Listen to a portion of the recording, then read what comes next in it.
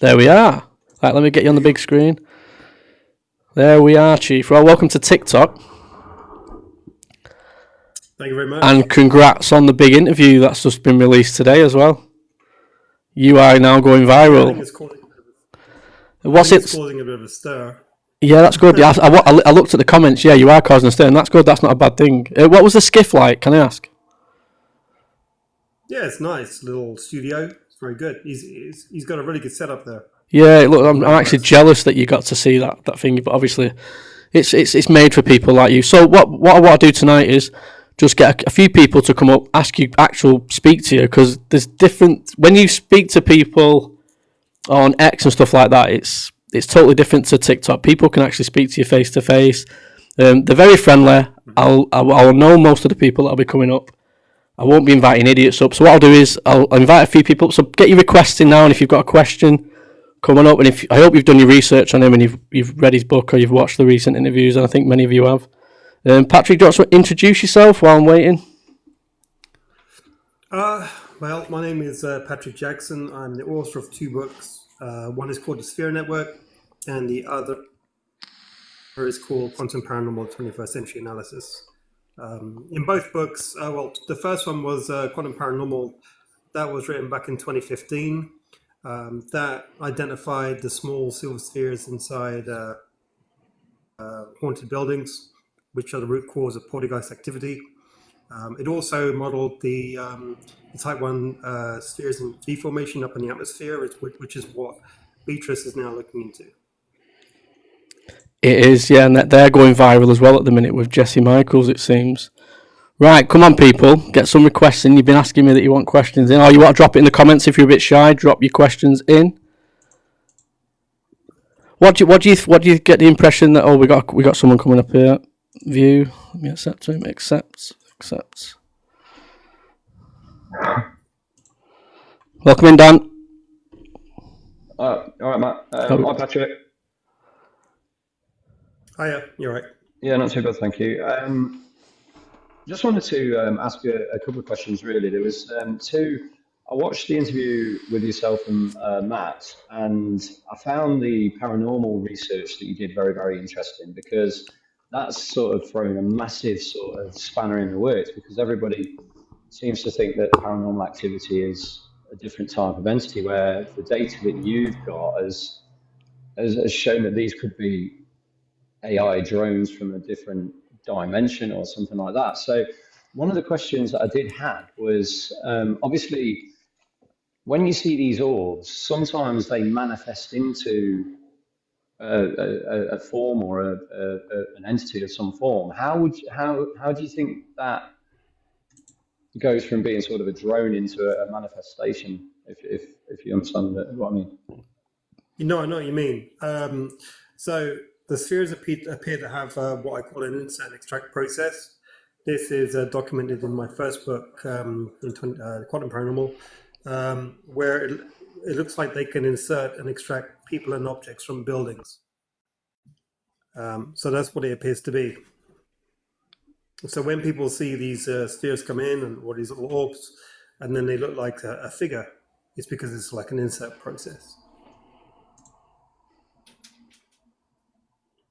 And in regards to, obviously, there's a lot of speculation about demonic possession.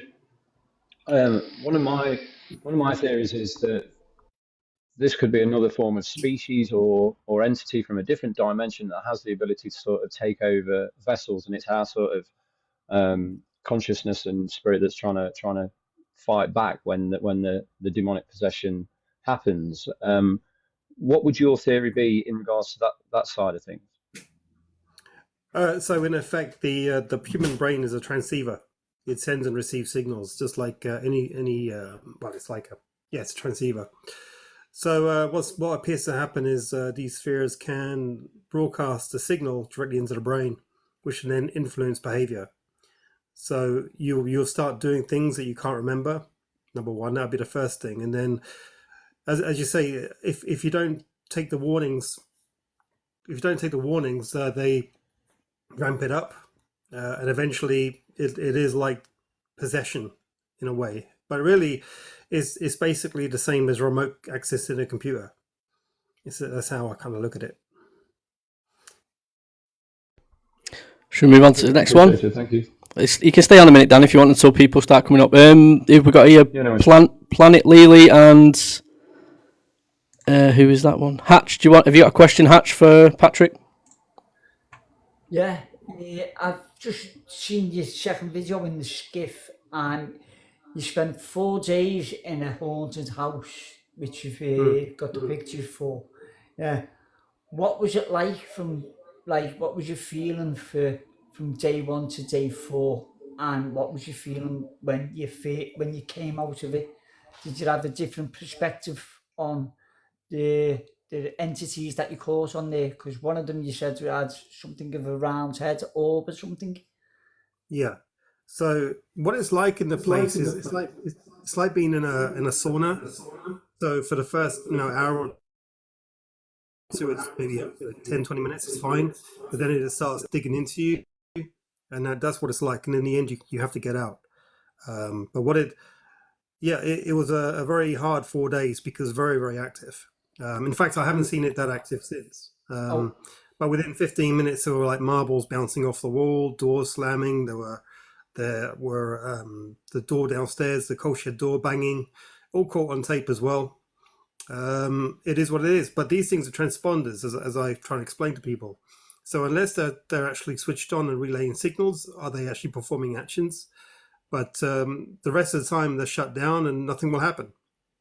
So this is why you can go into the same building during the day and it's absolutely fine. It's like no big deal at all. But at night, it's absolutely terrifying.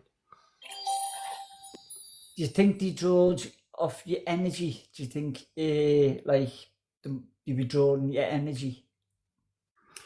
No, I think your energy is sapped due to the emissions. So if you get hit with radiation emissions, like even like small burst ones, it does sap your energy, makes you feel tired, lethargic. You can't think straight. That's really what it is. It's a thing called paranormal hangovers, what people get, and they can't really explain them. But what they are is you've been exposed to high energy emissions, and therefore your nervous system and your body's fried inside. In fact, when I came out the place, it literally felt like sunburn on the inside. So it's like all your nervous system, everything electrical in your body is fried. And that's the only way you can really describe it. And the only thing that replicates that is radiation. Alien life. That's what I was just about to say. Do you think any of this could be like radiation burns you, doesn't it? Sorry, you didn't quite catch that. I said it's just like radiation burns you as well, as you say, you burn out and all that. Just like radiation, getting hit with a massive amount of radiation burns your arms, your legs, and things like that. Yeah, is that how it felt to you? I know you never actually had it, but is that how it felt? Yeah, you get burned from the inside out. Oh, thank you very much. Cheers. Okay, sorry for muting you. You kept echoing. Sorry, Patrick, if that was distracting you, the echoing. Planet, let's go to you now, please. No, it's fine. Oh, sorry, have you got a question to still... Oh, mate, sorry, have you finished the question? I was just going to say that that is why if you study the paranormal community as a whole, you'll find that there's a lot of mental illness, like a lot. And I think it's because of their overexposure to these emissions. It also explains why, like, some celebrity ghost hunters and stuff go down with neurological problems as well with their eyes and so forth. It's because of the emissions. When people faint in these buildings, it's not because of they're being attacked by spirits. It's because they've been hit by radiation bursts. Interesting stuff. I do want to really go to this East Drive. I looked at the prices. It's £450 per night. So, and I think you can have up to 4 people. So, I think we can get a crew definitely to go there. And you suggested it would be 3 nights would be the ideal thing to do some investigation on that. Maybe 4 nights, yeah. Yeah, we'll have to give that a go. And hopefully I want to meet you because you want to take me somewhere, right? And show me something, hopefully. Yeah, we'll see. Yeah, I really want to go. Or just tell me where it is and I'll go and check it out with some of the boys and stuff like that do that are into this stuff. So, Planet, if you ask your question, please. Okay, so a few of us in the community have been working towards like fragments and stuff, like getting back. We've learned what the government have been doing with technology against us, like with the fragments and the imprints and the echoes and stuff that they're kind of collecting of us. So we've been doing a thing where we've been asking for them back, and then orbs appear, like space information, and we back. So what could they be? Didn't quite hear that full question. A lot of echo. Yeah, so see, whenever we are doing stuff like that, like sort of like orbs. Sorry, can you repeat the question? I didn't quite catch that. I said, so the orbs and stuff, what do you think they could be? They're spears, obviously, because of the shape of them. So when Yes. we're working on fragments, could they actually be our fragments? Yeah, returned to the us?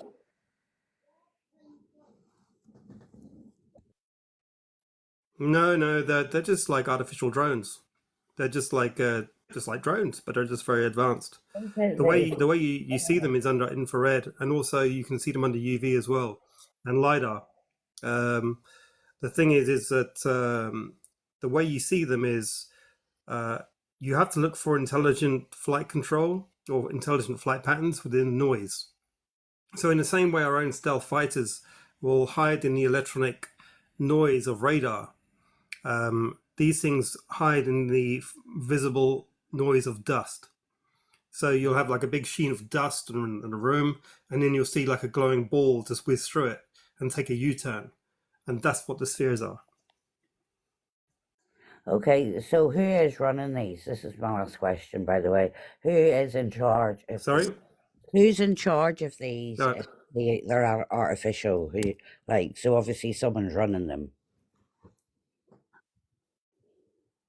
Well, it's not us, and the system appears to be ground-based, which means it's controlled from the ground up, which means that whoever controls it probably lives underground.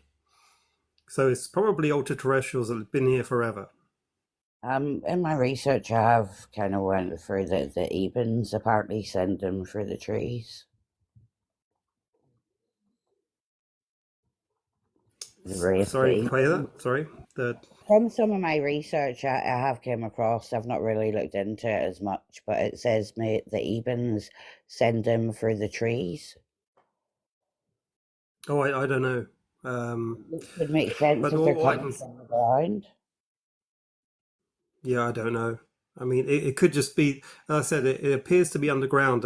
I mean, at Skinwalker, they're digging down 500 feet underground, and they're finding evidence of artificial structures, which means that that would be where the infrastructure for this network would be, because it has to be a global infrastructure. Yeah. It's not just like a little building here or there. It's actually a whole global infrastructure which supports this. It's probably also hidden in plain sight as well, as in inside mountains and so forth. And in fact, the spheres themselves have been seen deploying from mountains. That makes sense. So it is highly likely that they're operating from, they've got like bases inside. That does make sense with underground, because I do believe there is a civilization under there, and maybe more under them. But thank you very much for answering my question, and Matt, thanks for letting me out. No worries. Thank you. Bye. No problem. We have another guest coming on it, but Angelo, is it Angelo? Adriano, if you've got a question for Patrick. How are you doing? Yes, thank you for having me. Hi, Patrick. So, yeah, your theory is very interesting. I just wanted to know your thoughts on. I think the lady kind of went into it before just now. Like, who is controlling these things? I mean, for example, I recently read Dr. Michael Masters' book on his theory is that some of these sightings or aliens could be us from the future. If humans, do find time travel, then it's not crazy to think that they could be here right now, or they've been here for thousands of years. I know it sounds crazy, but I mean, so yeah. What do you think about that? I mean, do you ever think about who it might be controlling it? Well, in the book, I actually have a picture of what I think is the group who is controlling it. It's basically like a kind of like it looks like a human but with big eyes, and it appears from the skull sides, maybe IQ level, maybe around 200, 250. So that's what it appears to be. But the thing is that the Sierra network has been here so long. Is the way you can trace it back through history is by the first reports of poltergeist activity, because obviously the Type 3 spheres, the small ones, they operate in buildings, and they're just transponders that will switch on and off. And when they switch on, they produce gamma radiation and microwave, which has been picked up by me and other people. And the thing is, when they're relaying, then they will perform actions to move you away. They'll move you to a safe zone in the house, which is like banging, crashing. They'll force, basically create distance between itself and you. And this is in alignment with the inverse square law of radiation. And if you agree that the Type 3s have been completely responsible for this poltergeist activity, then we can trace it back to the 1st century. Well, that's how long it's been here for. So whoever built it has probably been here before us. And it's highly, as I said, highly likely that they live underground, because that's where the system must be controlled from, is underground. So, which would explain the image I have in my book, because the guy had quite large eyes, and that's what you'd have from nocturnal animals, whereby you have a real large eye and a large pupil, so you can see in the dark or no light. So that's what it appears to be. It's like we are designed for the surface, and they are designed. They live underground. Okay, thanks. I'm going to check your book out, because I saw the interview, but I'm definitely going to go and check your book out. So thanks, Patrick, for your time. Cool. Cheers. Can I just ask Patrick, do you think there are a number of sort of haunted locations within the UK?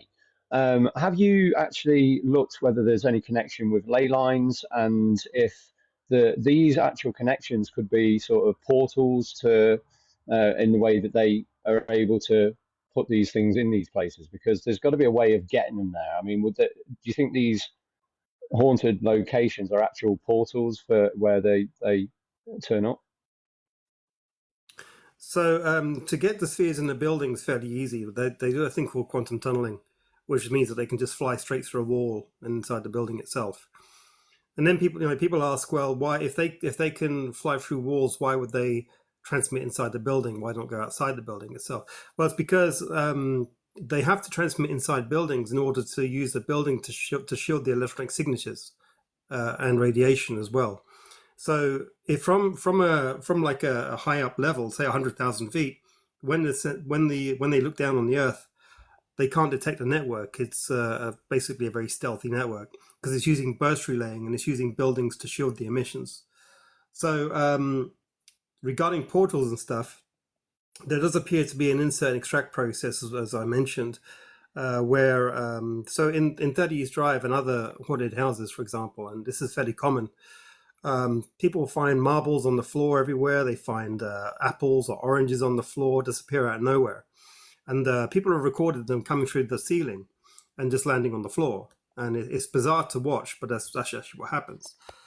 So from a technical point of view, in my mind, it's like, okay, they're testing a process on an object to see if the process works before you put someone through. So what they're doing is they're using a marble to test the process. The insert process is working okay. And then once they see it is, they say, okay, jump in, go on through, you'll be fine. And that's what it appears to be. It kind of sounds bonkers, but the one way you're describing it is like almost like a subway station, whereby you get at one location and you can get out at another. So it might actually be some sort of transportation system for the ultra-terrestrials. Instead of using ships to fly around in our airspace, they just use this system to funnel around. But that's what it appears to be. But I'm still working on that. But that's what it at least appears to be. And I think people who have seen this misidentify this as spirits and and ghosts and stuff like that. I'm not saying that all paranormal is explained by the sphere network. I think there's still an element of it which maybe dead animals and people can somehow communicate. But what I'm saying is this sphere network has been misidentified as paranormal and or dead people when it's not. And did you notice? Have you looked into any sort of links with these sites being on ley lines? Well, I have noticed that there is a degree of it, but it's hard to tell. It's hard to tell because, well, it is hard to tell at the moment. I did in my new book. I really got to work on mapping the network across the UK, and it's a little bit more complicated than my first book.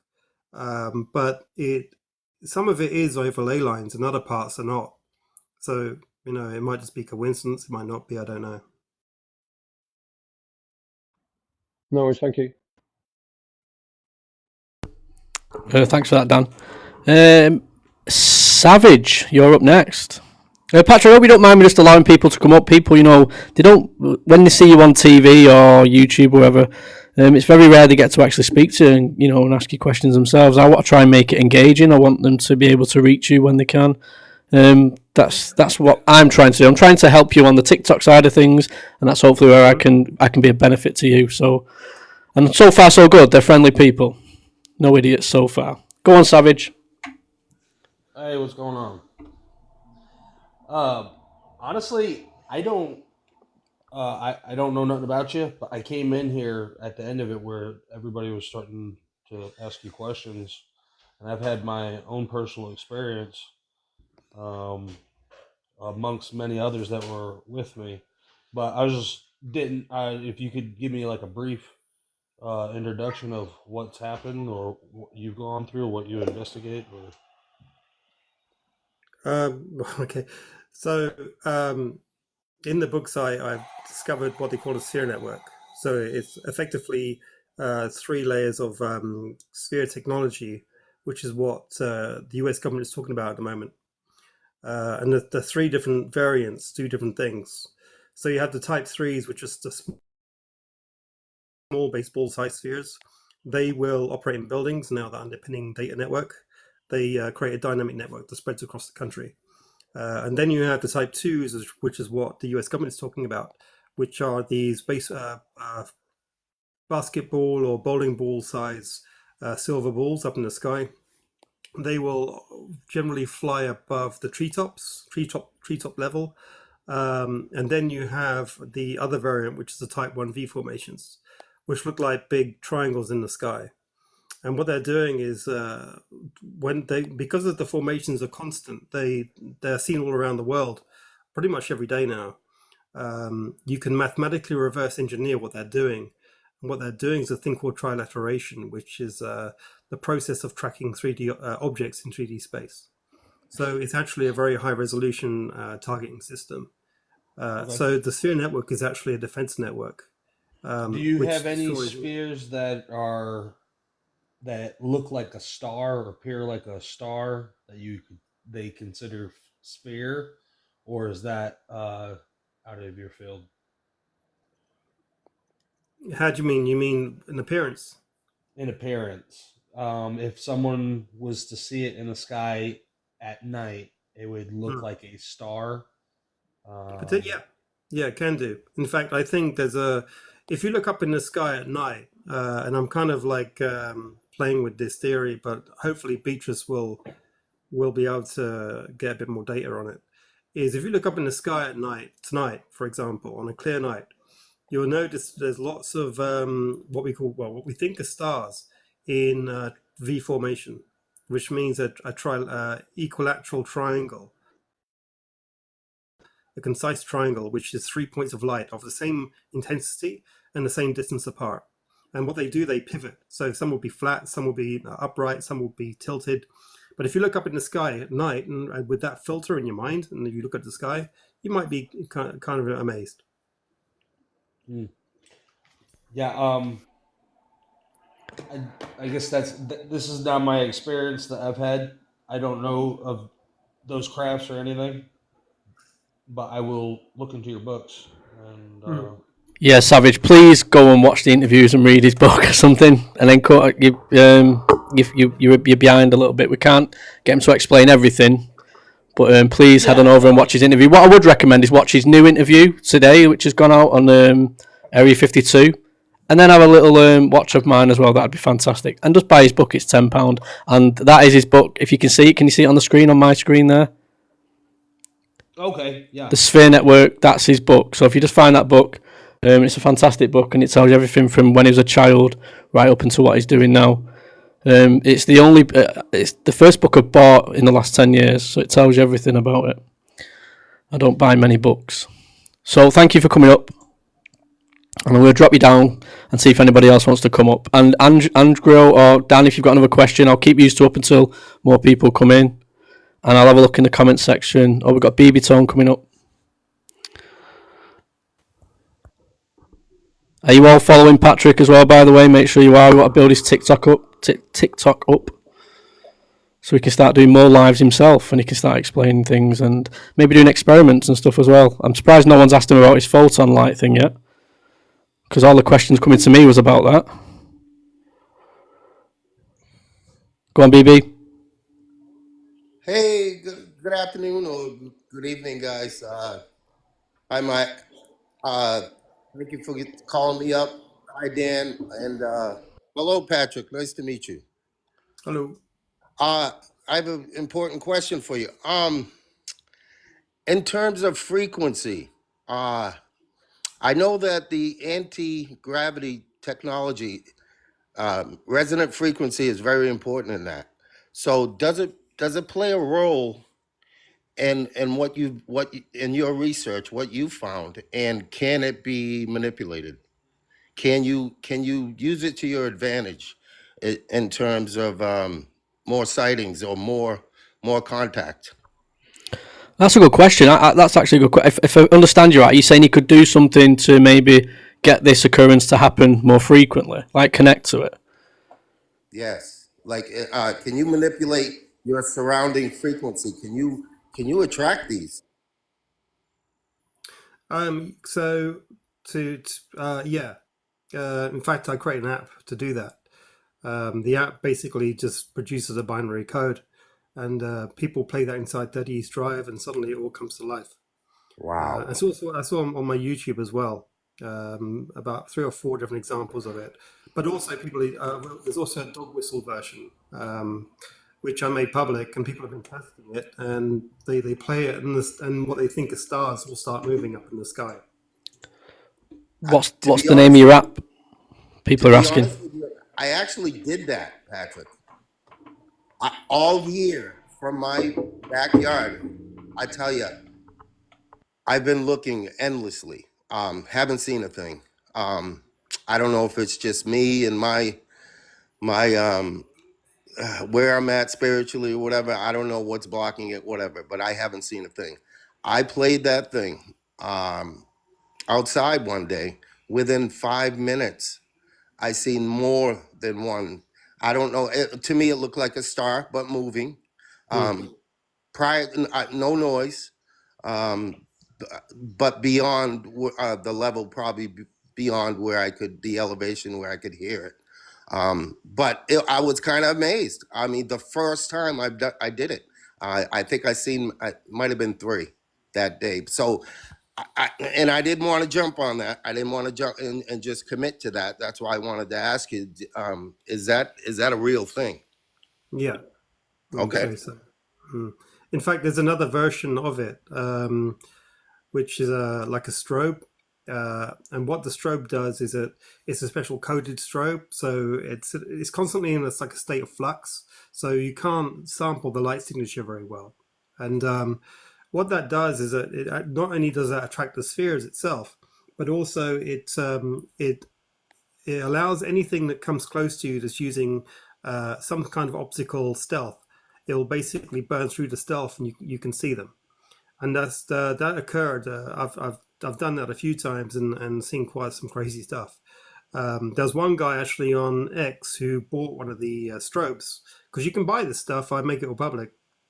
and he put it on in his house, and he saw two big guys with black eyes staring at him in his living room, and it scared him Imagine so bringing much that he actually ran out the house, went to his friend's house, but because he was in such a state, he then booked himself into like a mental facility for a couple of nights to calm down.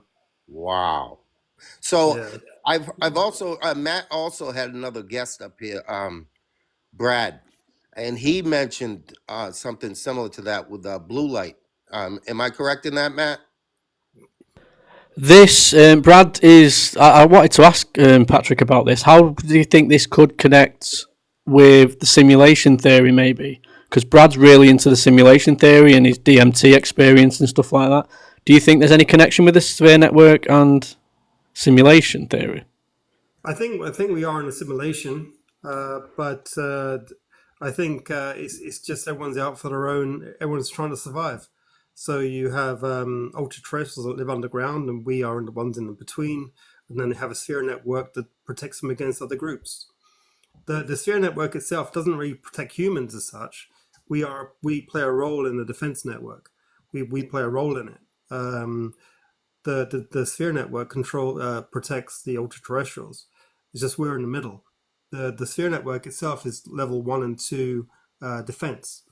So anything that's coming towards the Earth, we taken out by the grid. But if anything crashes on Earth, we're the ones who deal with it. We are the surface guard, and that's why when you think about it, it's like, okay, what are humans? We are a hybrid between something else and a primate. So what's a primate good at? Well, a primate is very survivable, very strong, and very aggressive. And that's what we used to be, much more aggressive than what we are today. But still, that is our role. When things crash on Earth, we deal with it. While the ultra-terrestrials live underground in safety. We guard the gates, in effect. And that's what I think our role is. And also, if you look at the human skill set as on a global scale, the one thing we're all good at is killing things, regardless of IQ levels or technology or whatever. Everyone's good at killing things, and generally, the most lowest common denominator is the most likely. Right. Yeah, that makes the most sense, to be honest with you. With the ultra terrestrials that makes the most sense to me. In fact, I think the dinosaurs were given the first role. I think the ultra terrestrials probably engineered or seeded the dinosaurs, because if you crash land on Earth and you've got a planet full of dinosaurs, you ain't gonna last long. They're all ultra predatory, very strong, very survivable. But it's highly likely that due to their animalistic nature, they were probably hunting the ultra terrestrials as well. So I think it probably got to a point where they said, "Oh, this is enough of this, and we'll just have a replacement," which is what humans, I think, are. Yeah. According to some people, that's why the first reset was done, because they wanted to eradicate the dinosaurs. It was kind of an experiment. Didn't work out. They needed something more advanced. So, according to some people. So Patrick, just jump in quickly. So I watched your Area 51 one today, and you said something that was interesting, because I've never heard anybody else say this except me, that you believe the Greater Treaty from 1954 is potentially, it was a deal with ultra-terrestrials and not extraterrestrials. Is that right? Yeah. I thought I was the only person that thought this, because the abduction rates went up, and the lists that were supposed to go to MJ12 were never handed over, and they realised that they weren't coming from space; they was coming from the oceans and stuff like that. Mm-hmm. So you're it's interesting that you're going down the same route as there. So if you're saying we're the first line of defence, third line of defence, and do you think that at any moment they could just get rid of this? They could get rid of us, or do you think they are potentially going to try and merge us with AI to keep us relevant, to keep us so we can actually try and find out what the truth is of all this? Because at the minute, the way we are and the way the world's run, we're not ready for this to be released to us. Well, I think in the beginning, like let's say when humanity first was born or created, it's highly likely that the network itself wasn't fully developed. So what you'd have to create is something very aggressive and very very powerful, which is what we were originally. And then over the years, we've been tapered down into what we are today. So while the network gets more advanced, we are tapered down. But nevertheless, we still fulfill that role of a third line of defense. Do you think there's a chance that we're helping create this network as well? No. You don't think there's no chance that any humans are involved in this secretly? Any nothing. Interesting. No, I mean we work alongside it. I think Space Force works alongside it, and in the inner workings of the defense industry, or sorry, the inner workings of the Defense Department. But we don't control it. And Matt, you, thank you, buddy. So- Thank you, Patrick. All right. thank you, BB. Thank you, buddy. There's a question in the chat, Matt. It says, is there any noticeable purpose to the behaviour of the spheres that you've been monitoring? Sorry, are there any distinct behavioral spheres? Is that what the question was? Yeah, is there any sort of noticeable purpose to the behaviour of them? Oh yeah, completely. Like the Type 3s behave all the same. They operate in buildings. They're quite dynamic. They will fly around, do what they want inside the building. The Type 2s have a very distinct flight pattern as well. They generally, as I say, fly low to the ground over treetops, and then they'll come to an area. They'll sit in the sky for maybe 5-10 minutes, or they'll sweep across the sky very carefully. You will see them daisy chaining over mountains. You will see them over hills as well, or up in the sky like this. So if you can imagine like a network that obviously is connecting to the Type 3s in the ground, on low to the ground, that's like a low energy signal, and it's connecting to the Type 2, which is local to it. So it's just why it's like just above the treetops.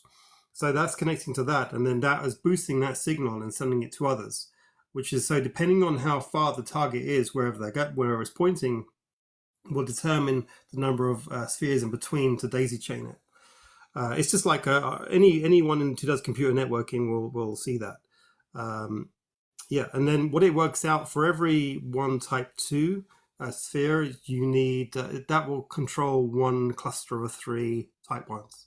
So there'll be times when you see 2 or 3 groups of these Type 1 spheres in triangle formation, and then you'll see a Type 2 like pointing off each one, and then a daisy chain in the distance. And the reason why they use daisy chaining is because it appears to be microwave based, so it's line of sight. It's and also with microwaves, is because it's directional, it's very stealthy as well. You can't detect this. Course in the chat asks, have you seen certain individuals interact with these spheres? I have, yeah. So it appears that the Type 3s, for example, they're the most common ones because they're low to the ground. People can meditate and they will generally turn up. So there appears to be some sort of subconscious connection to it, which kind of makes sense, because if we are the third line of defense, the surface guard, so to speak, we can kind of call them because we're like calling the guard. You know what I mean? It's like, oh, we see something, call them, and they turn up. And I think that's what it is. In fact, in my book, there's a picture of a little girl with a sphere next to her head and a flying saucer behind her, and it's because she's like the observation node, it's kind of speak, and then and then her observations can somehow transmit to these spheres, which will then engage it. So that's what it appears to be. Yeah. Do you believe that these spheres are either physical crafts or energetic intelligence, or both? They are physical drones. They're just highly advanced drones that are using AI, rule-based AI. Sorry, Patrick, we're just going through the comments here, trying to get some comments. If anybody wants to jump into the box quickly, I don't know how much time Patrick's got, but you have been mithering me to ask questions, so don't have a go at me when he's gone and say, oh, I really wanted to ask him a question, but you didn't have the balls to come up and ask him. Yeah. Right. Yeah, go for it. Yeah, so what do you think they are protecting us for, or why are they doing this? I mean, the the thing is, I mean, it's pretty creepy when you think about it, especially when I watched your interview and you suggested something of that they could kind of like slow down time or create a bubble. Hmm. So literally, we could be walking down the street, they could be so fast that we wouldn't even know they've walked around us, examined us, maybe put a That's chip right. in us or something and walked away. So, I mean, it kind of reminds me of like ants, like in the ant farm, for example. Like ants wouldn't actually recognize that. I mean, they'd notice the vibrations, they notice things have been moved, but they wouldn't actually think, oh, that's that human. And they wouldn't think like that. So we're kind of similar to that, right? If this is the Hmm. case. So the sphere network doesn't protect humans. It protects the ultra-terrestrials who create it, and we're the third line of defense. So we are a part of the defense network in itself. I don't know how I feel about that. I really don't know how I feel about that. You know what? No, It does because I used to think to myself, it's weird how intelligent species live on the surface of a planet when we know meteorites hit it and it's very dangerous. It'd make more sense to live inside a planet. it does, yeah, because in fact it's very, very dangerous because we are sending high energy emissions into space. So right now we've got like trillions and trillions of planets out there hearing our transmissions, and all it takes is for one of them to say, "Oh, you've got something that we want, and we're going to come get it," and that's it. We all it takes is a maybe 100 years more advanced technology, and they could wipe the floor with us. And I think that's the and what's happening is that the sphere network is they're taking out craft that's coming on in, and it's actually a fairly common thing. As I said in my interviews, I show videos so you can see explosions in space, and I've seen it quite a few times. I think it's fairly common. But the problem is that as time goes on, our transmissions become more and more deeper into space, which means more and more traffic will come our way. So I suppose there'll come a time when it will be overwhelmed. Patrick, do you think this that's ultra terrestrial is stuff that is from our ancient past, which maybe something terrible happened and they've gone underground and they've had to do this and they've created us genetically, and for whatever reason they prefer to stay underground now, and that's how they've Well, evolved? yeah, if you're underground, you can control the electronic and thermal signatures, so no one knows you're there. So if you're an advanced species, I mean, already we can build bases down 1 kilometer and we can build them sideways as long as we want. So if you're an advanced species, you can probably build bases that go down 50, 60 miles. You can probably have a huge cities underground that we wouldn't even be aware of it. So and underground, you can control the environment. So it's perfect. It can be just as good under there than it is on top, and they don't have all these security issues. It's fascinating. So, do you think if we actually found out that this is the truth, and we are actually a third line of defence, and we wanted to fight back against this, do you think there would be a deal that could be made, or do you think they'd just wipe us out? Well, they don't want us to be wiped out. I mean, an example of that is nuclear weapons. Like they don't really care about the small battles what we have. So, for example, imagine like you're in a big castle, right? And you have 8 billion guard dogs around the castle, and then let's say 1 billion of them are killed due to their own internal squabbling in wars or whatever, or turf wars. But you still got 7 billion dogs, right? So that's fine. So, but if in the case of nuclear weapons, you're not going to have 7 billion dogs left. You're going to have maybe one or 500,000, and then it's like, okay, now we've got a problem. So yeah, they want us here. The way that you see the future of humanity is it's fairly well, it's going to be forced on you. So in a way, it's already happening. So with AI, it's already we can't compete with it now. There's many jobs out there that are going to get taken by AI, including my own actually. And the thing is like a good example, like if you want to reverse engineer some materials, like going back 10 years, you would have to hire a whole bunch of engineers and scientists and build machines and all that. It costs billions of dollars just to get the thing up and running. But now you can just have maybe one or two scanners and an AI to do the whole job. So straight away, you've made all these people out of a job. So we can't compete with AI. The only way we can really deal with it is by fusing with it.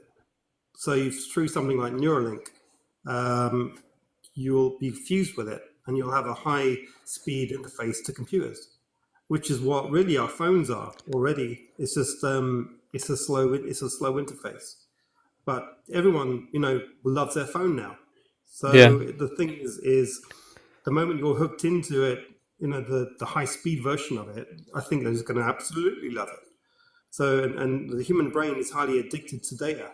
So it's going to become normal to be linked in with AI. I totally agree. And the thing is that to create a human being which is brilliant for our role. So first you upgrade them with AI. So their IQ level jumps from, say, 90, 100 to 250. And then what happens is that you can use nanotechnology to engineer your body. So imagine like a health drink that you drink every morning, and it's full of nanobots, and it will work right through your body, and it will build your body like an MMA fighter. And you wouldn't have to go to the gym ever. That's what the future is. And so the future is we're going to have highly engineered bodies and very high IQ brains, and that actually makes us an incredible force to reckon with, which would suit our third line of defense role. We're not far off that now. There's every organ, every limb can be replaced except the brain at the minute. They just can't. I think they was going to do the head transplant a few years back. Do you remember that? They was going to use that disabled guy. But all of a sudden he fell in love with this beautiful woman, and he could not move. He could not do anything. But they wanted to remove his head, put it onto another body, and that was going to be the first head transplant. Once they are able to move the brain or do something with the brain, there's nothing to stop them putting them into a robotic body or something like that, or something that's not flesh. We've got someone requesting here. Let me just accept that request, see if they've got a question. Let me just ask go on. I was just going to ask a quick question while I invite this guy up.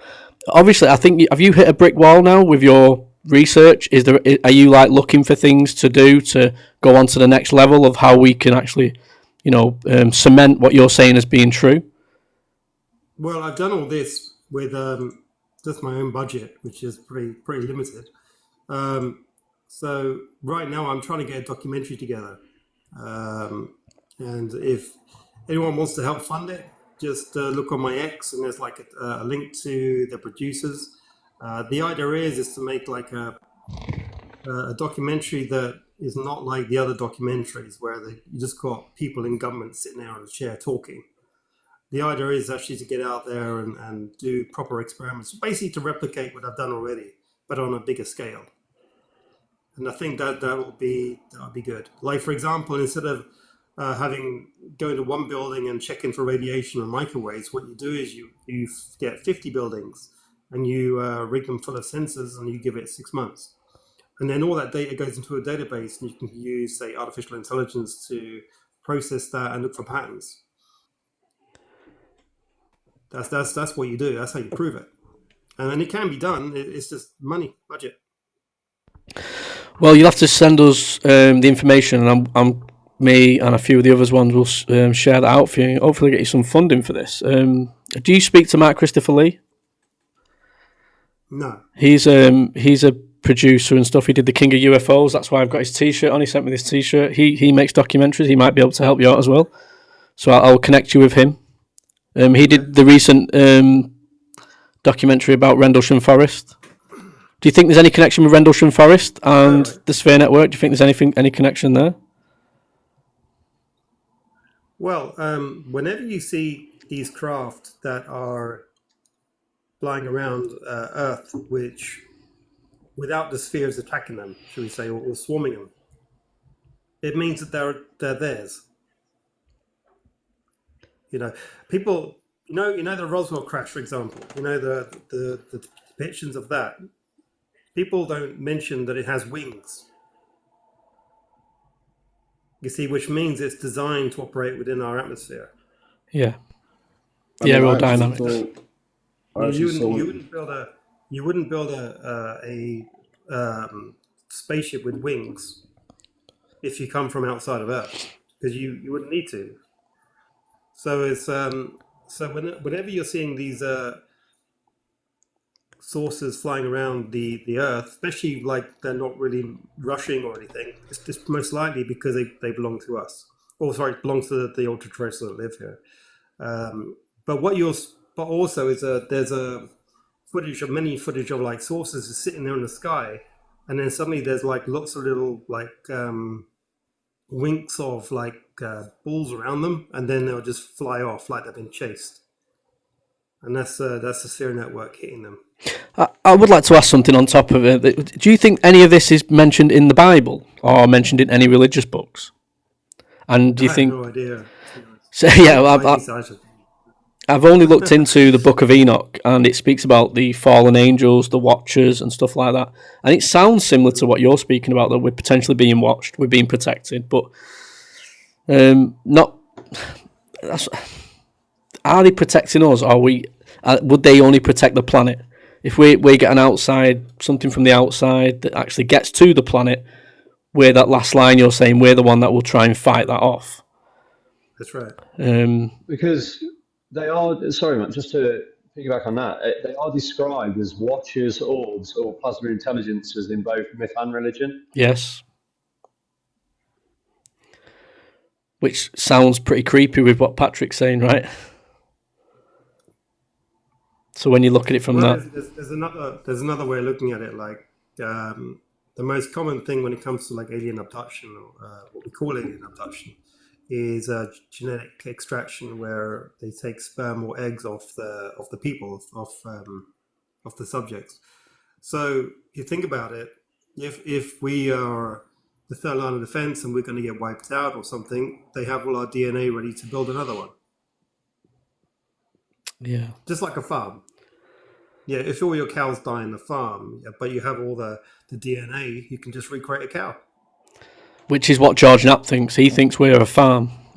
And I think on Tuesday, I don't know if you're going to watch it live, the Congress hearing. Are you going to be watching that, Patrick?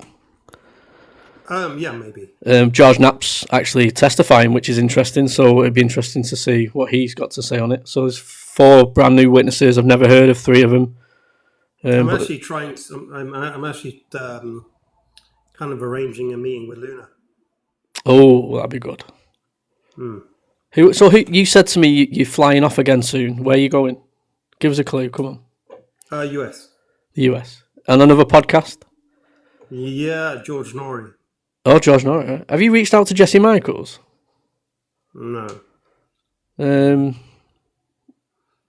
I think you need to be on Jesse Michaels. I think Jesse Michaels should sit down with you.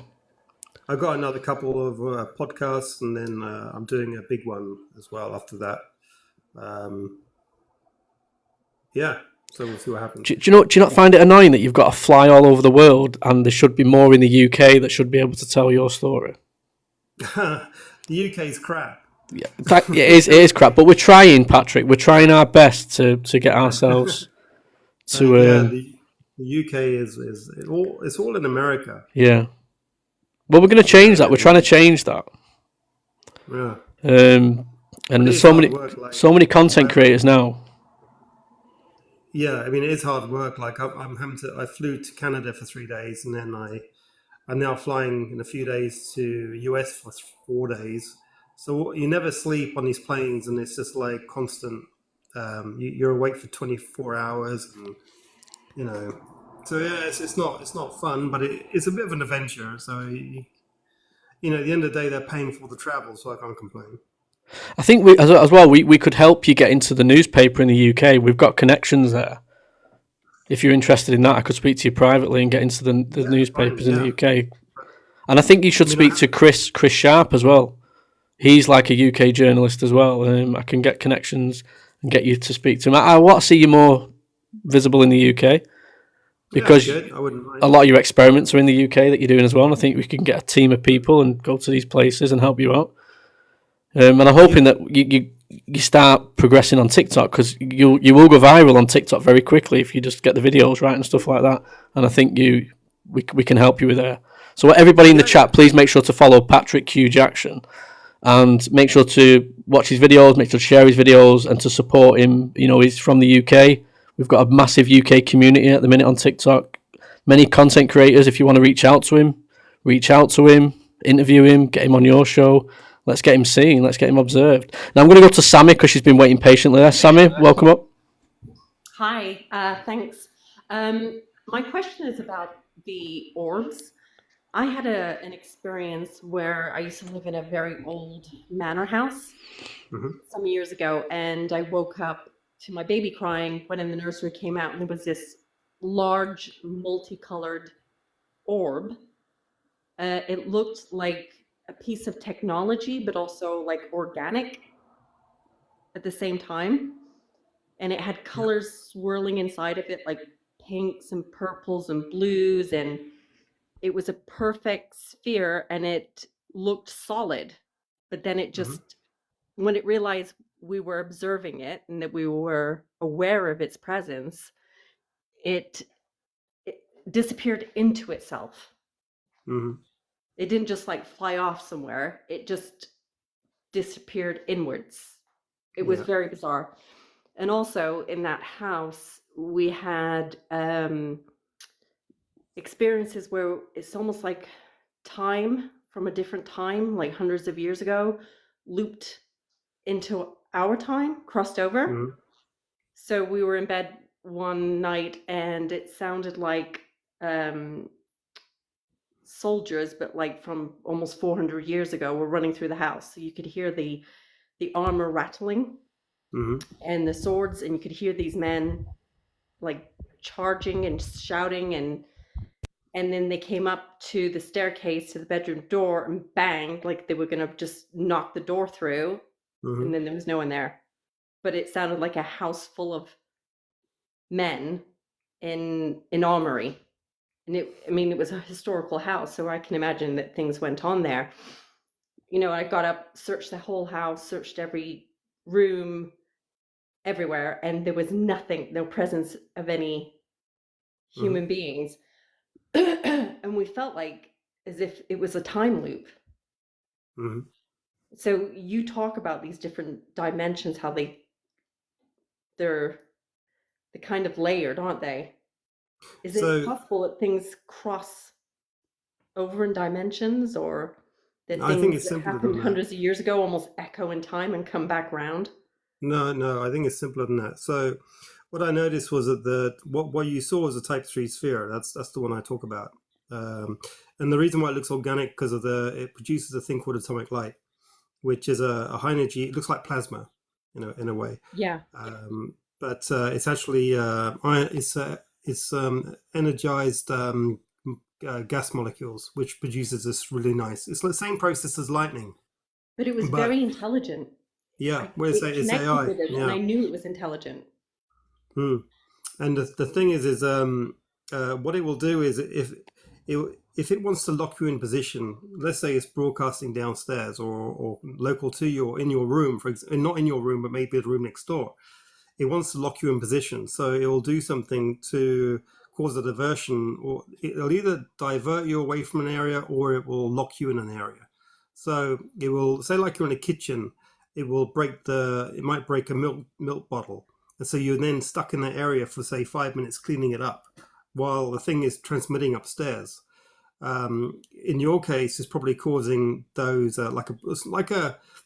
the best way to put it is almost like a projection, where it can mimic impacts and sound from a past time, because these things have been here so long they probably just record events and can kind of replay them in a way. And by doing that, it makes you scared and it makes you stay in the same location. So you're not going to go up and go to the toilet or anything. You're going to stay in your bed going, what the hell's that? And that's what it appears to be doing. Did you have a headache afterwards, by any chance? No, I don't remember that. No, because If you're close to it, you would have got a headache. That's what people get. I mean, it was a very large room, so I think we were just in shock. I was fearful that it interfered with the baby because the baby never used to wake up, never used to cry, ever. And that was the biggest shock. I woke up, just ran into the ensuite nursery because the baby was distressed and he never would be. And then it was coming back through the ensuite that I saw this giant orb. And so did my husband, ex-husband. But we were just stunned because it looked like both technology and something organic, which I'd never seen anything like that before. Yeah, a lot of people have seen it. A lot of people have seen the same thing, including inside East Drive as well. People have reported that. Right. So it's something then, definitely. I just want to say to you, Sam, as well, you're lucky because Patrick told me on the interview when I spoke to him a couple of weeks ago. Patrick, do you want to tell him what you think could be connected to these? What happens if you get too close to these things, and what could potentially happen to you as well? So the spheres themselves have been recorded by sensors as well. It's actually in the book using gamma radiation and microwave bursts. So if you have a high exposure to those, you're going to replicate spontaneous human combustion because you have microwaves which heat things up, and gamma rays that both heat things up and burn as well. So if you are in line of sight of this thing transmitting in a high energy state, there's a good chance you will fry. So what they're doing is they perform physical actions to keep you in, as I say, lock you in position or to move you to a location. And if you look at images of people who have had spontaneous human combustion occur to them, you look at their hands, because their hands are just relaxed, like sitting here, like like nothing's happening. It's because it happens so fast. It's faster than the brain can react. So it's not like they're fighting a fire, because they would be trying to pat themselves and their hands would be burnt or twisted up, but they're not. It happens so fast that they don't have time to react. And that's why I think that they perform these actions to move you away. It's also in line with the inverse square law of radiation, whereby the further you are away from the object itself, from the source, the safer it becomes. Well, it knew that we were aware of it, and it was observing us in our beds, which is very bizarre. Like, we never got over it. It's something that even me and my ex-husband still speak about today. We had so much paranormal activity in that house. But that was one thing that it just really struck us, because we'd never seen anything that could be both like organic and technological and somehow sentient. It was aware that we were aware, and then it just disappeared inside of itself. Like, how could something that seemed solid, like a real thing, all of a sudden just disappear in itself? We didn't approach it. We were just a bit in shock and wanting to know, what is it? Why is it observing us? And I was worried that it had affected the baby because he'd never woken up. So we just were left with a lot of questions. But living in that house, you're always left with a lot of questions because there was so much activity. We'd have ghosts just wandering around in the middle of the day. It was one of those houses. You still own it, or? No, I'm not. No, I left 13 years ago. Oh, okay. We sold, so got divorced, but no, not in the house anymore. But it was very active house with all kinds of activities and like paranormal things. But it was connected to an old castle, and I think there was a lot to do with the history of it. Well, yeah, I mean the castles are a perfect place for Type 3s because it's a big building with lots of walls, so it can hide the electronic signatures. So if you ever go ghost hunting or poltergeist hunting in a castle, you'll find that it happens all over the place. It's not just happening in one area. It's because it's when you get close to it, it will just move to another area where it can carry on broadcasting away from you. But in smaller buildings like your own, it's kind of locked within the parameters of the building, so it will do actions to either move you or lock you in positions. Right. Okay. Well, thank you. That's very interesting. And what about like different dimensions crossing over or time loops, like what we seem to have experienced in the house? It seemed like there was, soldiers of some sort charging through the house with armory on, and yet there was no one there. Yeah. So what you're listening to is pressure on the wood and on the walls. So what I noticed is that the Type 3 spheres have also been seen making crop circles, right? So what they're doing is they're using their propulsion system to and impose on the corn, and it can make patterns in the corn. The same process is used in buildings to create impact and movement. So it's basically like a force that hits it, like it'll open a door or bang a door, or it will cause impact on the ground. So if you can make the more advanced version of that, it means that you can replicate someone walking by and stamping on the ground, or banging the door as well, which I think is what's happening in your case. Just Can I just jump in a sec? Sorry, Fly Yes, Far has been trying to get in, and he's been very patient. So can we let Fly ask a question here? I don't, Patrick. How long have you got left, pal? How long have we got you for? I'd say 15, 20 minutes. 50, that's cool. Fly, are you there? Yep. Hey. Hey, thanks for letting me in. I appreciate what you're doing. It takes a lot of courage to do what you're doing. You're welcome, pal. I wanted to ask, I do a lot of breath work and Wim Hof breathing exercises, and there for a little bit I was doing them into 9 rounds, and I started seeing apparitions pop into my mind with my eyes closed. And I actually had one of them that was a blue face popped right into my conscious, right in front of my face, about 6 inches away. And it looked like a female face, but I wasn't sure. It was bright blue, like Avatar. And it immediately made me burst into tears. Like I longed, like I missed that person, like they were dead, or like I knew them, but I wasn't able to connect with them or see them. I've asked a lot of people about this that do what you do, and I'm curious what you think it is or was. Well, I have no idea, but what I kind of think, I think I think we are in a simulation, and I think when we go into certain mental states, we can access data from other parallel simulations as well. So it could be something to do with that. People take DMT and see all sorts of stuff as well, and some of it appears to replicate. So it's a hard one to. I don't know. I've never had that. But. Well, I know it seemed like when it showed itself to me, it was very overwhelming for my nervous system, and it took me quite a while to recover from it. And I don't go near as far into my breath work anymore because I was also hearing voice type stuff. Like it sounded like echoes of voices, and I was nervous to get stuck like that, and I didn't want it to happen while I wasn't meditating, so I quit doing it. Yeah, I mean, it sounds. I've kind of heard similar stories before, but I mean, I've never done it. Or maybe I'm too chicken. So I don't know. Okay, and so you mentioned something about triangles being in the night sky. One time when I was younger, I lived out in Kansas, and the ground was, I could see from, both sides of the horizon. I laid down and I drew out all of the stars that I could see in my vision, and there was a bunch of triangles on all of it.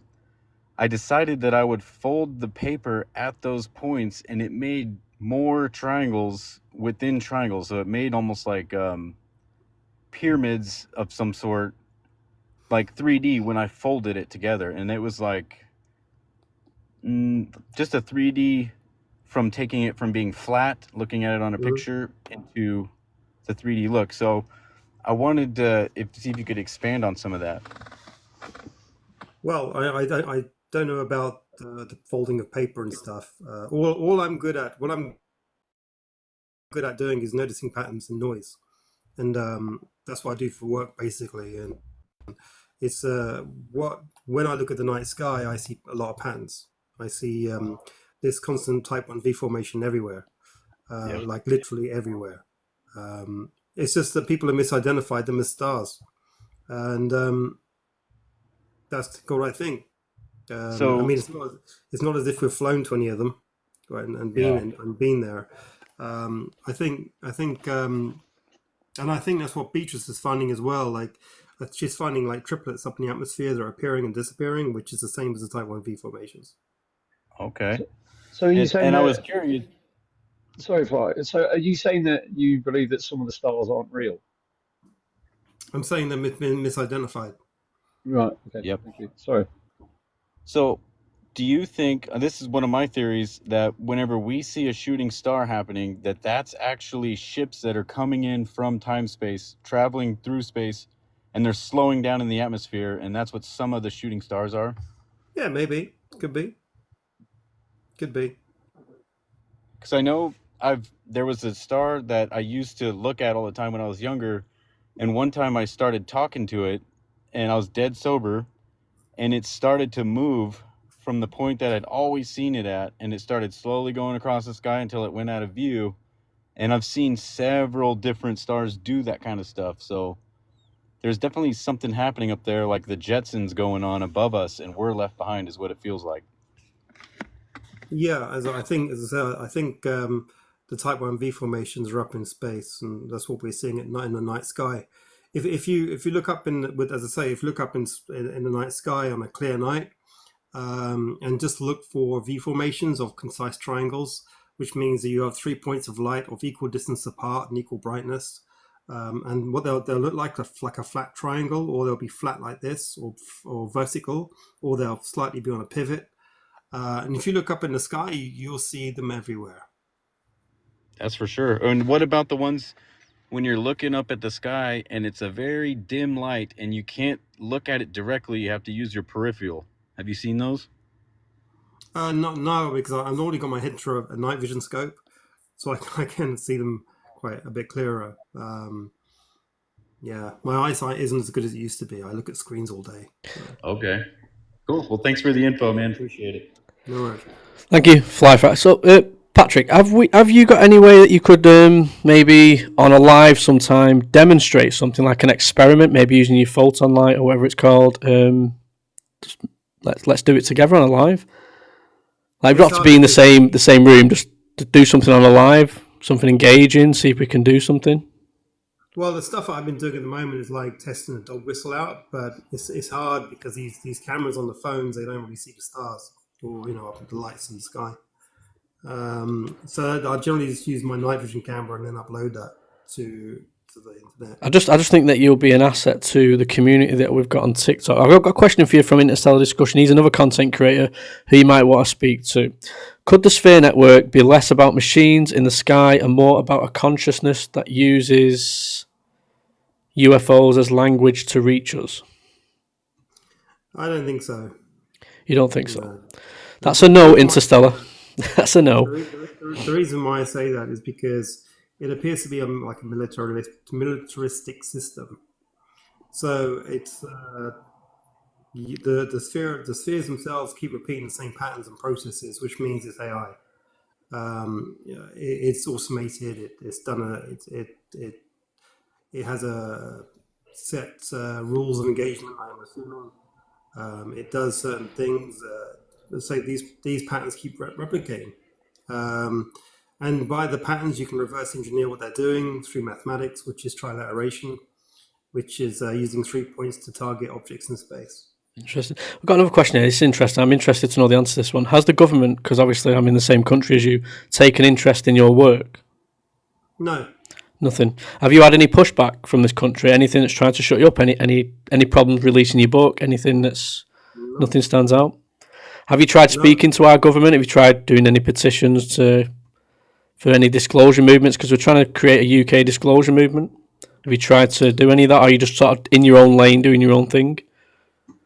I tried to speak to Cambridge University professors and got nowhere. Do you find you get more help from other countries than you do from your own country? Do you not find that very suspicious? Because I do. I think that we are probably hiding a hell of a lot of shit. Because people say, why isn't the UK like speaking? because it's a taboo topic in the UK, and I think that we're worse than the United States. The United States acknowledge it. We just totally laugh about it. We just like, oh no, it's just a joke. You'll see it in the odd news article, but it'll be in the laugh and joke section. They don't take this serious at all. And I think the UK is when it does come out, because it's going to come out, they're going to get sideswiped and a big slap in the face, because this is true. There is something going on. Whether it's the Sphere Network or something else, there's some phenomena going on. And the UK and the people of the UK are not ready for it. Because I could put down this microphone now and go speak to people in my household, or go and speak on the street and ask about Patrick Jackson, have a conversation. They'll be like, who's Patrick Jackson? Who's Bob Lazar? Who's George Knapp? They won't know. They have no idea. And we think you're a big name, but you're a big name to the UFO community. But you when you look at it from there's like billions of people that know absolutely nothing about this topic. And we're such a small percentage of this planet that it's gonna take something huge to get the topic in every household being discussed. And at the minute, we're nowhere near it. Especially in the UK, we are nowhere near it. Nowhere near it. Usually, people that are into this, they're the black sheep of the family, and that's certainly what I was labelled as anyway. Don't know about you, Patrick. Yeah. I want to come back on that and ask a question, because your theory is that these paranormal drones are a line of defense, but there's a theory out there that obviously there are certain species that feed off our sort of negative emotions, fear, things like that. And there are so many people that are afraid of ghosts and paranormal. What are your thoughts of these paranormal experiences actually being a source of feeding that emotion to these other beings?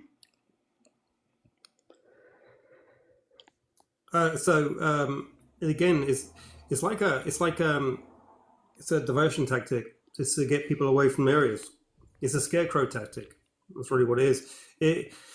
You can take the most violent poltergeist in the UK, which is 30 East Drive, but it's never beaten anyone up. It's never put them in hospital. It just throws things around and throws a lot of things around and makes a lot of noise.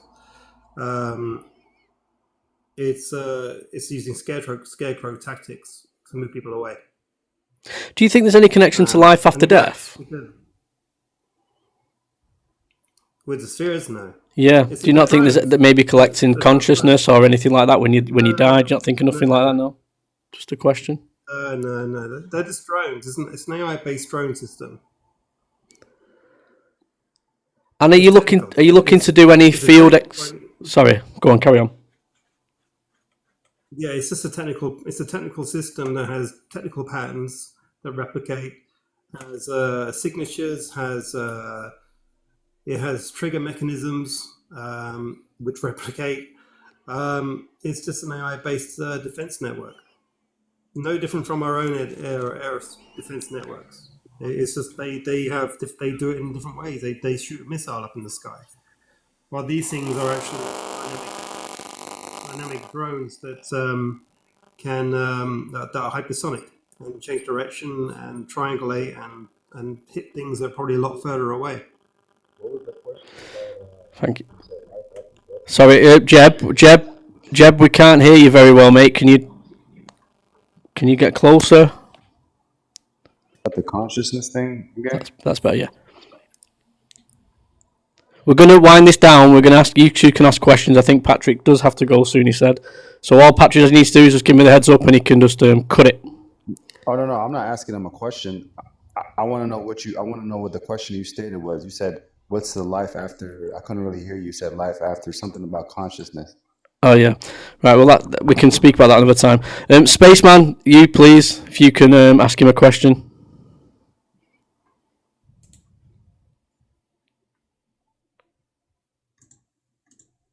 Sorry, I had my mic on mute there. Sorry about that.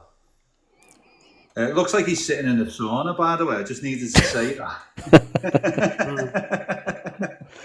It's my unfinished office. Yeah, do you know, it's like my perspective of this is like people who know me, I've been sitting with this subject for 35 years from my first experience.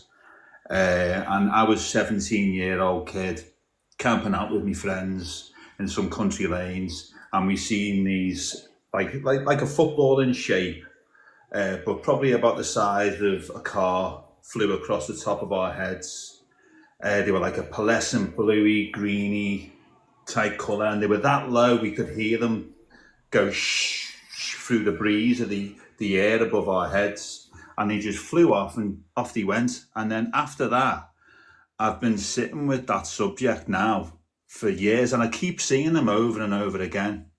I keep having little experiences. At the start of this year, in January, I caught some footage of things from my back garden, seeing these things. And my question to you would be, from all your research, do you feel that you're any closer to an answer to, like a true solid answer of what this is? Oh yeah. Well, the spheres themselves are a network of dynamic. It's a dynamic defense system. It's that simple. From who? External groups are coming here. Okay. So what are they defending? They're defending the ultra-terrestrials that live here. We're in the middle. We are a part of the system. We are the third line of defense. He has sort of answered this, but I'm guessing you came in later in the live. So I did, yeah. Yeah, so I'll let you off. Yeah, he has explained this, and this Q&A, by the way, will be uploaded on YouTube and on my TikTok tomorrow. The entirety of it as it is, so you'll be able to go through it. And he covered most things. I think everybody's asked the questions that you'd want to ask. We've got someone else who wants to come in. Patrick, I'm going to let him ask this one question, then we're going to wind down. You can tell people where they can find you, what you've got coming up, and then thank you so much, and you can get on with your night and hopefully go and have a drink. Go and have a sauna. I'm on the whiskey while I'm speaking to you. Just a quick one.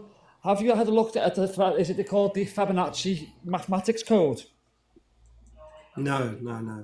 So there's a guy that's actually looked into it, and he said it's everywhere and it's part of the universe. Mm-hmm. Maybe something, look into that, might help you further with the defense grade. Yeah, maybe. Drop him a DM. Make sure you follow him. Drop him a DM, and he will look into that. I reckon. Yeah. Yeah. It's called the Fibonacci mathematics. It's an ancient mathematics, and the whole universe relies on it. Mm-hmm. Okay. So it's something you might look into, like something you're interested in. You might find like a connection with the Fibonacci mathematics with the orbs. Yeah, I'll have a look. Let's see what we'll find. Get a private discussion going with him. Give him the information. Yeah. That's the best thing to do, I think, with that. Thank you for coming up, DJ. Thank you for coming up. Well, no problem, mate. Nice one. Cheers, Paul. Bye. Thank you for coming up, Space. I'm going to drop you down. Dan, I'm going to drop you down as well. Thank you for helping me out today in that. So it's just me and you, Patrick. So where can people find you? What have you got coming up? Oh, what's this? Say something. How do I expand this? No. You should have if you'd have sent it to me, I could have put this on the screen for you. The thing is, I wanted to do this live. You see, I wanted it to be engaging because people wanted to speak to you, so I've had to do it like this. Right. I was going to show you some stuff, but my phone. Well, you've got a TikTok channel now. This is the thing. You can do videos, and you can do this, and you can show the TikTokers what all this fascinating stuff that you've shown me, and hopefully we can get a community going. We can do some lives together, and we can maybe do some investigations together in the future as well in the UK. So explain this, Patrick. Is this a real picture that we're seeing here? Yeah. Yeah, I'm just trying to get my camera. Well, we can see it. We can see it looks like a UFO in the middle of a field there. Can you explain where this is? Hang on. Oh, my fucking camera. It's kind of like, okay. It's all right. That's fine. Where you've got it there, that's fine. It was taken in Argentina in 1981. And where's my... It might be easy if you flip it. Do you know how to flip your screen? Yeah, I'm just looking at this. So this is in Argentina in what year, sorry? 1981. 1981. Let's see, I can... I see. Bloody TikTok. I've actually got the image here on the PC, but it's not as good quality as yours. Yeah, I'll have to show you some other time. But in a nutshell, I mean, you can see. Let me maybe see. I'll turn the screen this way. See it? Yeah. Yeah. So you got the type 2 right down the bottom here. It's ground hugging, which is what they always do. They always ground hug. And then you got the type 1 V formation, which is here, and then triangulating on the saucer right here. So where would the target be there then? There. So are they looking to destroy that, or? So how it works is that the ones that are low tech, if you want to say, the lower tech targets are taken out at a distance. But the ones that actually can penetrate the network and get closer to the Earth, they're more like stealth aircraft. So that UFO then, that is nothing to do with the sphere network? No, it's an external craft. And that one they're trying to protect? And they're triangulating on it, yeah. And do you think that's something to do with the cattle? I don't know. I'm just saying what's there is so when you have a craft that can penetrate down to the low altitude, it means that they can navigate through the sphere network, which means that it's more stealthy than the others.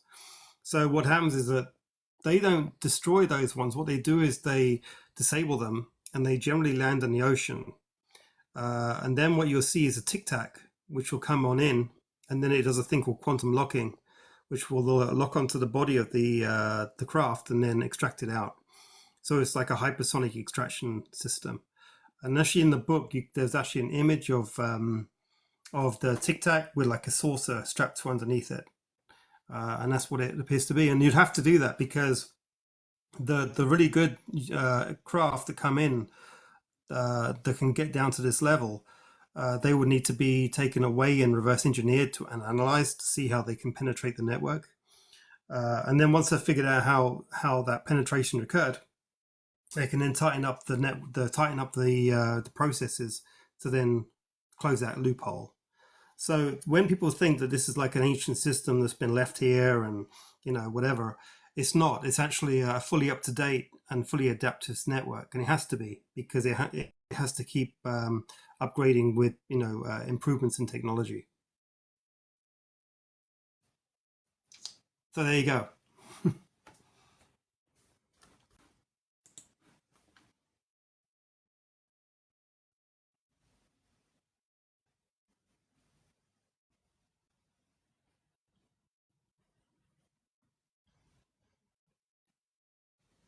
Can't hear you. I think if audio's gone. Sorry, I'm here. Sorry, I've just been talking as well. So yeah, it is the same picture. What confused me is it's flipped. So this is flipped the other way. So the cow's on the left and they got the sphere here. So yeah. So Patrick, I'm going to let you go because it's late and it's Friday. And thank you so much for coming speaking to us. And what I will say to you is just advertise whatever you need to. Anything you need us to help you with investigating in the future, we can help you with that.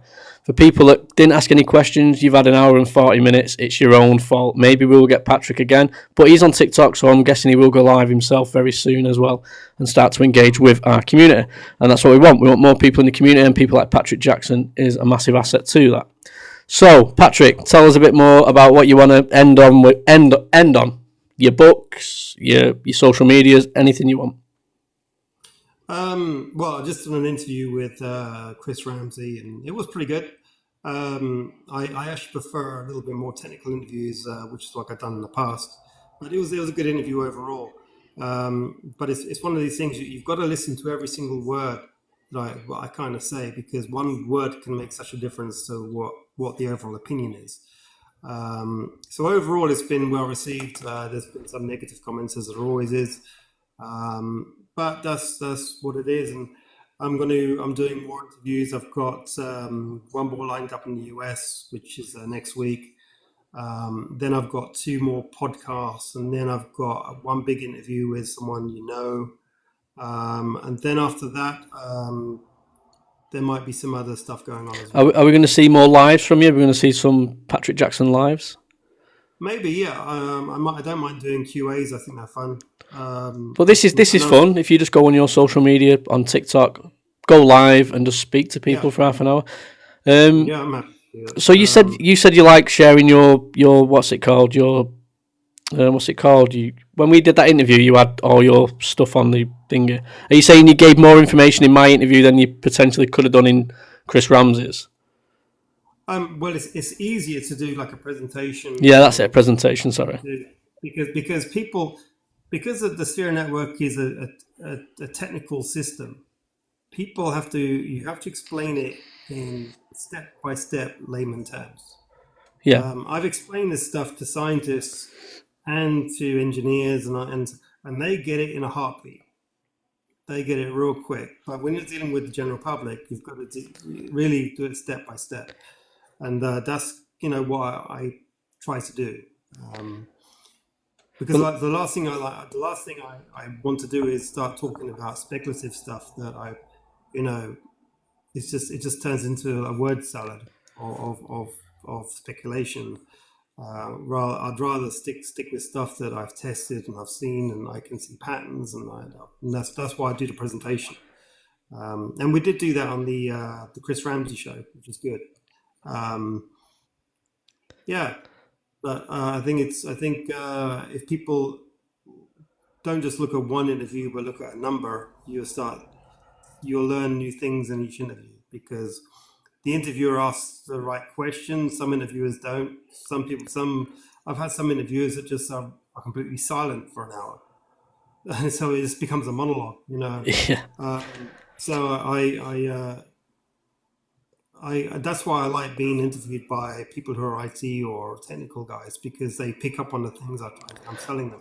Yeah, I'm not that, but what I am is someone that's passionate, 27 years research. And what I will say about you, yours makes sense to me, and I only came across you 2 years ago unvetted, and it stuck in my head that what you said made absolute sense to me because of my research with the Greeter Treaty and it being ultra-terrestrial, and you sort of connected the dots for me with the Sphere Network. Now, it might not be that, but at this moment in time, it makes the most sense to me.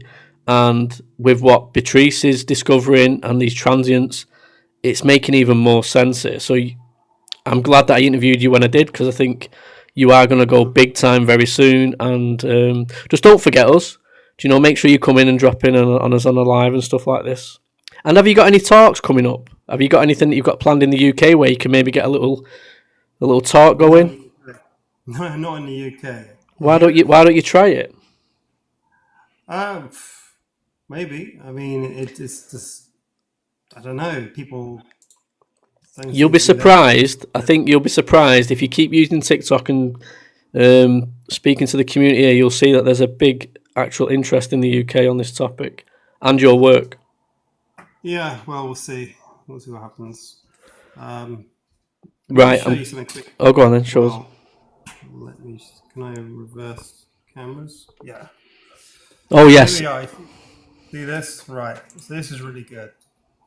I don't know if you can see this.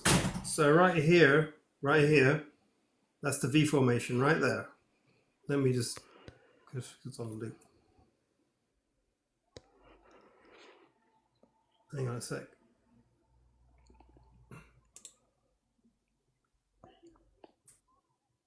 Where is it? Is this the one where something gets obliterated? No, this was recently taken through a telescope. Oh, is this a recent one? What you want to look for is these three spheres up in the sky that are moving in a flat triangle, and then you'll see one over here which is moving away, and that's type 2. But this is exactly the same formations, as you can see here. I don't know if you can. Let me try. Can't see it very well. I don't know. I can't see it very well. But it's yeah, Do you have the obliterated one on your PC? Just to show them before to end on that. No, not really. That'd have been a good one to end it on. Unless you go to your Area 52 interview and just skip to that part. Yeah, I'm tired. I'll let you go. Just, I tell you what, do it. Share it as one of your first videos then, if you've not shared it already on TikTok. My advice to you before I go is title your videos. So then TikTok knows where to put it. At the minute, you're not titling them. Titling them. If you want to, how to do that, just look at my videos and you'll see how to do it. And any advice, I'll try and give you as much as I can. I'll help people. I really want to help you. I really want you to be part of this community, as I think you'll be a good asset to it, and we can help you in your research, and hopefully understanding this a lot better. Yeah. All right then. So I'm going to let you go. Thank you, Patrick. Good night. Mm. Patrick Jackson, everyone. Hope you enjoyed that. If you didn't get to ask the questions, people are still requesting. You missed your opportunity. I can't keep him. We've nearly got 2 hours of him, and you didn't come in to ask him. But we will get him again, I'm sure. You know, he's going to be big time. Watch him on Area 52. Watch him on my interview, where he actually goes through the what's the word for it again? This is because I've had a whiskey tonight. This. He had it all set out nice and neat when I interviewed him, so he could go through it all. With Area 52, it's a bit different, but it's still a really good interview. So make sure you check out both presentation. Yeah, he had a presentation, and I get why he does that, because it's just repeating himself over and over again. And there's a few people tonight that came in the live to ask him questions. When I understand if you're coming in live and it's late, you might not know what questions have been asked beforehand and stuff like that. But this will be released tomorrow. It'll be up, just put up as a Patrick Jackson Q&A on my TikTok, Facebook, YouTube, so people can go there. And I think most questions were asked. I think there's a few more questions. There's a lot of questions I wanted to ask, but it wasn't about me. It's about you lot that wanted to ask the questions. I've had my time with Patrick. I can speak to Patrick whenever I want. It's you lot that matter. You're the ones that don't get the opportunity to ask these people questions usually. Hopefully I'm bridging that gap. So was he saying the Tic Tac comes to retrieve? No. He hit the request button by accident, sorry. Thank you for saving it to your YouTube. I missed the first half. It's not saved yet. What I'll do is, with TikTok, you can download it, and then I'll just upload it as it is. So it'll be in this format, and it'll be uploaded on YouTube, Facebook, Rumble, wherever, like, I get where water doesn't. But it's perfect time, because today he's actually going viral. Let me actually check his recent video, which is on Area 52. It's on 51,000 views, and it's been up 5 hours. So he's averaging 10,000 views at the minute on that. So people at the minute are typing in Patrick Jackson on YouTube. And what's good is when you type that in, my video comes up as well. So my video should get more views. And we've been live with him. So people will start to see that, and I'll share my video tomorrow. So it's good. We've caught him at the right time. And it's good that he's English. So Patrick, if you're still watching, thank you so much for giving your time to us tonight. I appreciate it. And everybody else does. We had a few thousand views tonight as well. I hope people have followed him. Has his following count gone up? Let me check. He's up to 550. So he's just under 100 followers he's got from that live. So hopefully everybody can go and follow him still. Patrick Q Jackson is at 556 people. So let's get him up. Once he starts doing his own content and actually titling it and TikTok putting it in the right category, he will quickly go up, just like Ashton Forbes did, just like all these other people have done that I've gave advice to on this platform. It's very easy to go viral on this topic. You've just got to be dramatic. That is what you've got to do. Great live, Matt Stephen. Well done to you. Thank you. Yes, I miss it. I'm not. What's it called? Professional. Who wants professional? This is better, isn't it? Off the hook lives with someone who's currently going viral on YouTube. Boss that, mate. Yeah. The reason I kept kicking someone off is I thought they were taking the piss. I thought they were snoring. I thought, you bastard. But you wasn't. It was just my fault. Every alien in the chat, it's real. Your follower Stu just joined. It was brilliant. Thank you. Make sure you all follow him then if you think it's brilliant, and make sure you check his book out and stuff like that. The Sphere Network. Thank you, Patrick.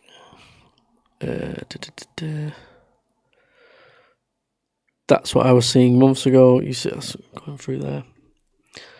I'm on it every day. He's a good guy, Matt. He's a good guy. Am I a good guy or Patrick, you mean? I think we're both good guys. Just followed him. Good. Make sure you're following him, Patrick Q Jackson. Make sure you follow him. Comment on his videos, share his videos, help his videos out and stuff like that. Man said telepathy is real. Man said telepathy is real. No, he didn't say that. I've said that because of the Kai Dickens stuff, and that's a separate video. I'd love to get Kai Dickens live as well. That's someone else I'd really love to speak to on the non-verbal autistic children. Maybe should some research before coming into people's lives and basically make yourself look a bit of a dick. The things are blasted in space. Do they fall to Earth? Well, the ones that he's shown, they seem to be being obliterated outside of Earth's atmosphere, so there'll be nothing left. It'd just be dust, ash. Deepak Chopra said it's real too. Hey bruv, there has been so much UAP and other stuff, it's hard to keep track of what's real. It is, and what's refreshing about Patrick's theory on this is you can make an argument that this is the case. You can actually make an argument saying that, okay, this is the case. The only thing that argues against what Patrick speaks about is other phenomena where it would not potentially fit into the sphere network, and there's a lot of that. But just on the sphere stuff and the way they operate, that could explain it. And if it's not that, what is it then? A different angle.